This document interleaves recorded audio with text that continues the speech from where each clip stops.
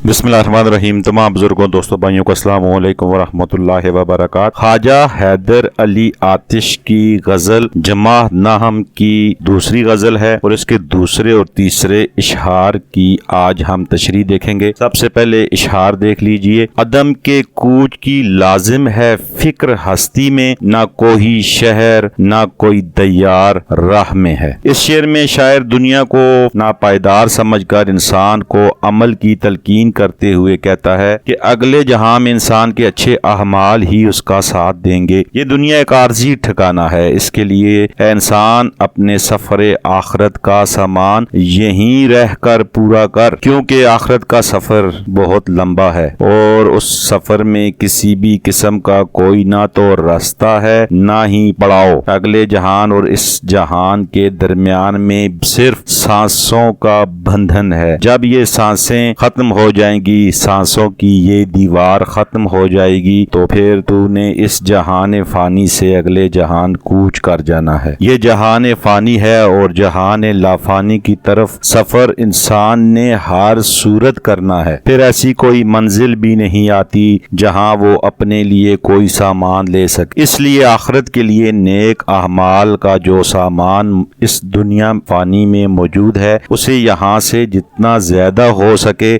समेटना चाहिए और ये सारे अहमाल इसी दुनिया में करने होंगे। इसके बाद किसी भी किस्म की कोई मोहलत मिलने वाली नहीं है। जो नेकियां कमानी हैं वो मौत के आने से पहले पहले कमा लो। यही इस दायमी जिंदगी यानी मुस्तकिल हमेशा रहने वाली जिंदगी की कामयाबी का सबब बनेगी। दूसरा शेर है, ना बदरका है ना कोई रफीक साथ अपने, फकत अनायत परवरदिगार राह में है। इस शेर की तशरीह कुछ इस तरह होगी कि इस गजल के शेर में शायर कहता है कि मुल्क अदम की तरफ मौत के इस सफर में हर शख्स तन्हा सफर करेगा। ना तो इसमें कोई उसका मुहाफिज होगा, ना कोई शरीक सफर और ना ही कोई मददगार। दुनियावी सिलसिले और राब्ते इस मुसाफत में साथ छोड़ जाते हैं। इस सफर में अगर कोई साथ है तो वो सिर्फ और सिर्फ अल्लाह जोजल की जात ही होगी और उसकी मेहरबानी होगी। हम ये सफर सिर्फ अल्लाह ताला के भरोसे से ही तय कर सकते हैं। उसकी करम और नवाजिश ही हमारी रहनुमाई होगी। यानी फकत अनायते परवरदिगार राह में है, इसके अलावा किसी भी किस्म का कोई साथ राह में नहीं होगा। ना बदरका है और ना कोई रफीक। बदरका कहते हैं जिसने आपकी रहनुमाई करनी होती है, जो आपका रहनुमा या मुहाफिज होगा, और रफीक कहते हैं दोस्त को। अदम के कूच की लाजिम है फिक्र हस्ती में। शायर कहता है कि हर शख्स जानता है कि उसने इस दुनिया से जाना है। ये फिक्र जो उसकी जात के अंदर मौजूद है कि उसने यहाँ से कूच करना है। ये दुनिया फानी है, इसके ऊपर हर शख्स का एतमाद है, यकीन है। मुसलमान तो मुसलमान, काफिर भी इस बात पे यकीन रखता है कि एक दिन उसकी सांसों की माला ने टूट जाना है, सांसों ने रुक जाना है और उसने इस दुनिया फानी से कूच करनी है।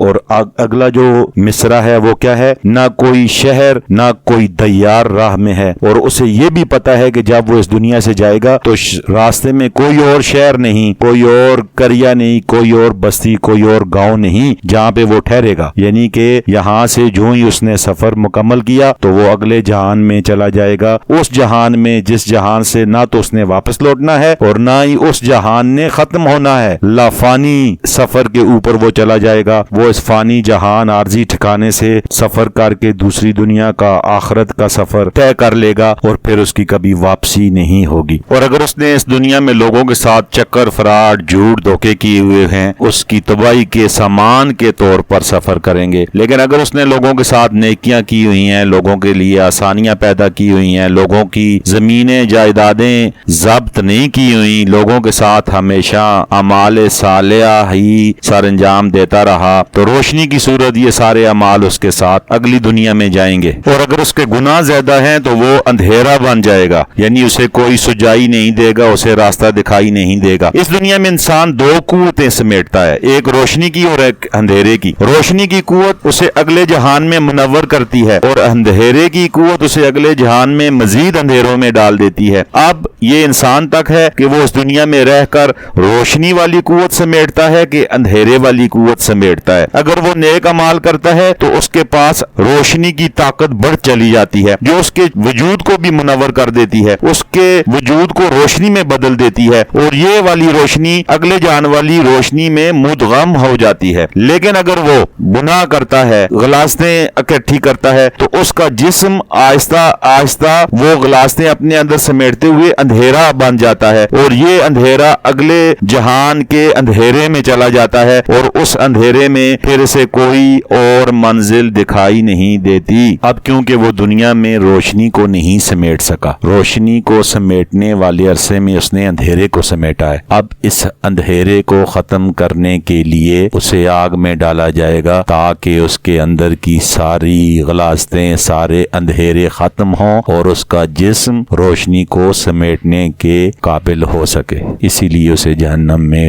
ڈالا جاتا ہے۔ اور پھر اگلے شعر میں کہ نہ بدرکا ہے نہ کوئی رفیق ساتھ اپنے، اور اس جہان کو جانے کے لیے کسی بھی رہنما نے ساتھ نہیں دینا، کسی بھی ساتھی نے ساتھ نہیں دینا۔ وہاں پہ اگر ساتھ ہوگا تو وہ دو چیزوں کا ہوگا، ایک تو آپ کے اعمال صالح یعنی آپ نے جو اچھے عمل اس دنیا میں کیے ہیں، اور دوسرا فقط عنایت پروردگار یعنی کہ اللہ پاک جس کے اوپر رحم کر دے تو اس کی وہ راہ آسان ہوگی، ورنہ آپ کو اس دنیا کے جتنے بھی اعمال کیے ہیں اچھے یا برے ان کا آپ وہاں پہ جواب دینا ہوگا۔ اس لیے شاعر یہ بھی کہہ رہا ہے کہ وہاں پہ کسی نے آپ کا ساتھ نہیں دینا، لہذا اس دنیا میں اعمال صالحہ کرتے ہوئے اس دنیا سے جائیں تاکہ آپ کا یہ سفر آسانی کے ساتھ گزرے۔ امید ہے کہ ان اشعار کی آپ کو کچھ نہ کچھ سمجھ آ گئی ہوگی۔ اپنی خصوصی دعاؤں میں یاد رکھیے گا۔ والسلام۔